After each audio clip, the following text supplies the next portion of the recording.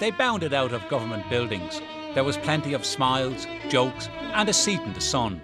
The government had just launched its online information facility for the referendum on the Stability Treaty. We are doing this clearly against the backdrop of an opinion poll this morning, which shows that about 40% of the Irish electorate still have to make up their mind about how they intend to vote on this treaty. 24 hours later, the mood in government buildings was different. The second part of that Irish Times Ipsos MRBI poll showed the political honeymoon has evaporated. It couldn't have happened at a worse time. If the people are annoyed and you're basically asking them to do you a favour, then it's going to be very, very tough. And that is the atmosphere I think that this referendum is about to be held in, because all of the problems over the last few weeks with the septic tanks issue, the household charge and now the water meters, it hasn't created a very good atmosphere within which to hold a referendum. It is the kind of atmosphere that is already making some on the yes side wary of the campaign ahead.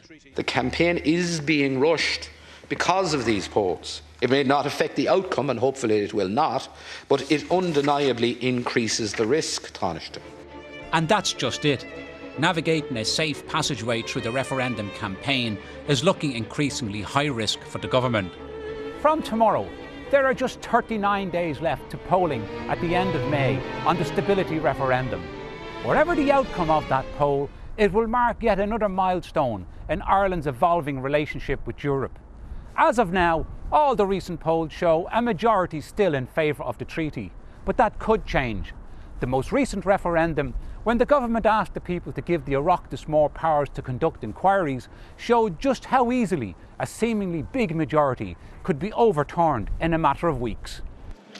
That referendum was a textbook example of how a commanding 74% majority in favour was routed because of a campaign marked by complacency and a lack of clarity. Well, probably the biggest thing is, if you don't know, vote no. So people just did not understand exactly what it was about. They didn't understand all of the issues, and therefore the status quo made sense to them. Now another epic battle for the hearts and mind of the public is beginning. The No campaign, however, has been well underway for months. It has already linked the vote on the treaty to the campaign against household charges, water charges and other spending cutbacks. If those people correctly make the link between austerity and further austerity in this treaty, they will vote against it, and they're absolutely right to do so. The yes side may still have the upper hand, but it can't take voters for granted. What you need is a long lead-in. You need people to be very clear about what the options are, to understand exactly what it is that it's all about.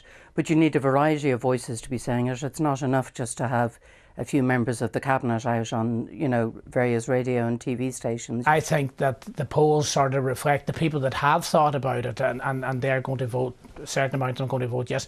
But it's a very, very, very small margin at this stage, and a dangerously small one. And the debate hasn't even started yet. And it's always easier to put across a negative in a referendum campaign.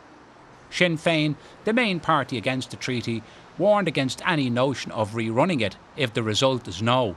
The people must have their say, and that decision must be respected. I find it necessary to say at this juncture that the rerunning of referendums on the basis of voters arriving at what was deemed to be the wrong decision by the political establishment has been a really shameful attack on democratic values in this state. On Friday, the Taoiseach laid out his approach.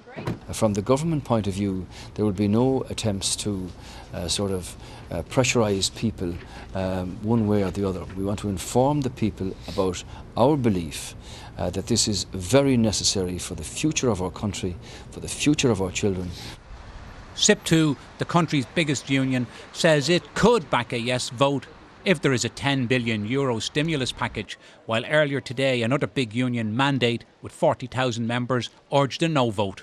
From the outset, the government was wary about the direction a referendum campaign might take. By and large, when we have a referendum on an issue, the referendum is never about what the referendum is supposed to be about. And I would be concerned that it would turn into a referendum on extraneous issues like septic tanks, or bondholders, or the banking crisis, or decisions being made by the government like cutbacks, for example. And so it has come to pass. Having identified the challenges, can it now overcome them? I think we are